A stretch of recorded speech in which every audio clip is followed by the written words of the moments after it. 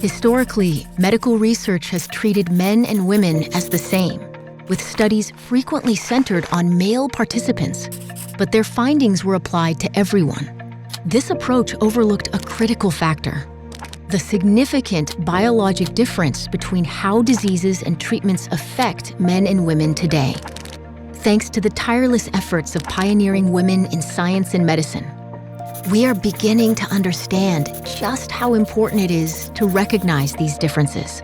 When I was in grad school, all experiments we conducted were in males, because the idea is that if we standardize that, it was easier to understand the differences between the control group and the experimental group. You do a clinical trial. The clinical trial may be predominantly enrolling males, and then you learn something, and maybe you come up with a treatment, a surgery, or a drug, and then the drug becomes available to everyone regardless of sex.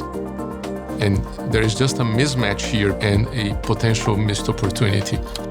Representation brings valuable variety in questions and perspectives. As more women joined research teams and contributed their insights, attention to sex-based differences gradually emerged as an important consideration in medical research. In 1991, Cleveland Clinic's own Dr. Bernadine Healy joined the National Institutes of Health. She mandated inclusive clinical trials for both sexes in NIH-funded studies and launched the Women's Health Initiative, the largest clinical trial focused on women, and highlighted sex differences in cardiovascular disease treatment, due in great part to the work of Dr. Healy. It was really when Dr. Healy was at the NIH that she brought attention to the fact that we need to study women. And yes, it is more complicated because of all those hormones and all those other things we always talked about, but it's important to study them and to factor all that stuff in. Today, Cleveland Clinic is committed to advancing research on sex-based differences.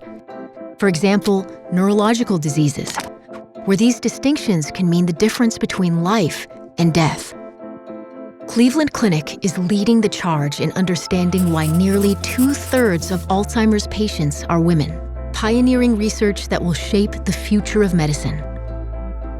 It's actually been a very enriching experience to see how sex differences are considered here at the Cleveland Clinic. With the Women's Alzheimer's Prevention Center, there's differences in diagnostics, diagnoses, differences in successive interventions across men and women. Women had to be diagnosed with Alzheimer's disease 2 years later than men do, but then after diagnosis exhibit a steeper decline. So it's not that the disease process is being pushed off later, it's that it's being detected later, and therefore once they get the diagnosis, they're already farther along in the disease, and so they start declining even faster. If we aren't catching women early in the disease, the medications we're developing are going to be less helpful to half of the population. Cleveland Clinic's own Dr. Barry Ridgway and her team are working to close these gaps, ensuring that women receive equal access to the specialized care they need when they need it most. The Cleveland Clinic Women's Comprehensive Health and Research Center is something that I still pinch myself over every day. The center itself is first focused on clinical care.